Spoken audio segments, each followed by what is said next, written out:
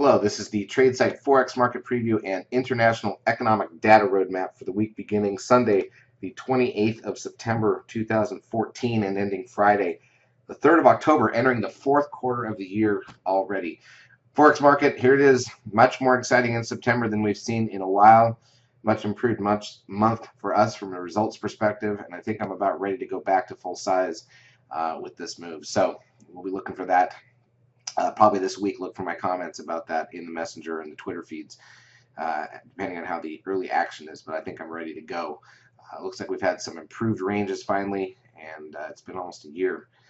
But this is really nice for the Forex markets. A couple things I did want to point out here on the dollar index. This is it with the seeker on the daily chart. You can see that Friday's close got us 12 bars up on the exhaustion count. So we are close to, in the countdown phase, close to a 13 sell signal. And if I switch this chart, leave the chart up, but switch to show the Comer instead of the seeker, you'll notice that the Comer put in a 13 sell signal on Friday. So the seeker and the Comer lining up is usually a strong sign that we're topping out in the marketplace. So we will be continuing to monitor that. If we get one more day up, just slightly up for the seeker to get that 13 signal as well, it would be hard to imagine the market just pushing through when they both get the signal. So that's something to keep an eye on, obviously, in the Forex markets. All right, let's take a look at some of the major pairs that we trade. Here's the euro dollar. You can see this thing's been heading down for a while and dropped sharply this week as well. Had a couple winners in both the euro and the pound this week. Here's a look at the pound dollar. You can see this one made its way after a little bounce leading up to that vote in Scotland, kind of rolled over again this week, obviously with the dollar getting stronger in general. Here's a look at the Aussie dollar right here, another one that headed lower this week. Hang on one second. And then a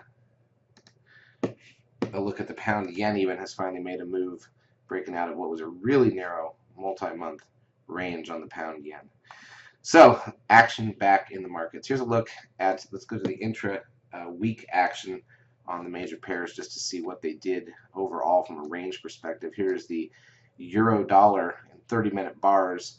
You can see the open was exactly where last Friday closed.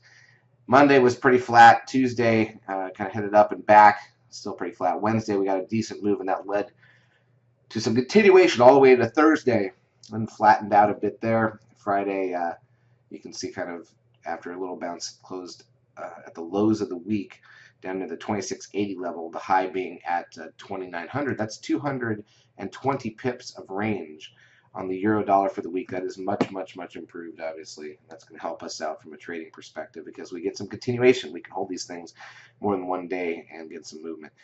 On the other hand, the pound dollar, which is a little better, but only 160 pips, not as good as the euro for the week. A couple of really flat sessions. You can see the flat Monday. Tuesday was back and forth. Wednesday was inside of Tuesday's range. Thursday didn't really crack like it did on the euro and waited till late Friday. We caught that move down on Friday, made some money on the pound on that move to wrap up the week. All right, let's look at the economic data that lies ahead here in the Forex market. First of all, we've got on Monday, with no data Sunday night, which is fine. On Monday, we've got a German preliminary CPI, Spanish flash CPI. That's early in the morning here in the U.S. We've got mortgage data of the U.K., 10-year bond auction out of Italy. In the U.S., we've got personal income and spending and the core PCE price index, which is a inflationary index, and then pending home sales at 10 a.m. Eastern time. Then we jump till the evening where New Zealand's got their building consents. We got consumer confidence out of the U.K., household spending, unemployment rate, industrial production, and retail sales out of Japan that evening.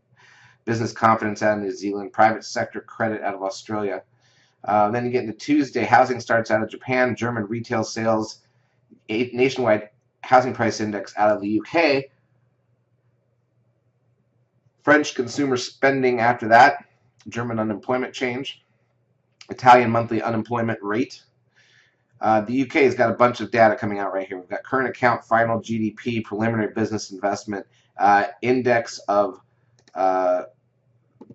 services, revised business investment, and then half an hour later, broad European sector has unemployment CPI, unemployment and CPI. Those are two big numbers at the same moment.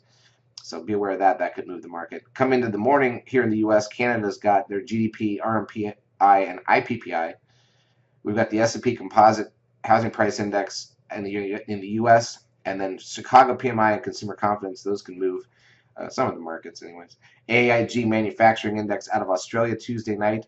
We've got the Tankan Manufacturing and Non-Manufacturing Index releases at 7:50 p.m. Tuesday night.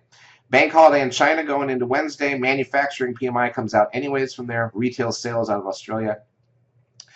Commodity prices out of Australia. We've got Spanish manufacturing PMI along with the same from Italy and the broad European sector, and then the UK overnight going into Wednesday morning. Here in the US, German 10-year bond auction, ADP non-farm employment change.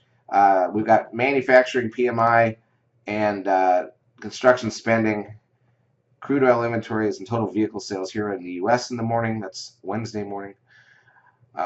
Actually, the vehicle sales will come out in the afternoon.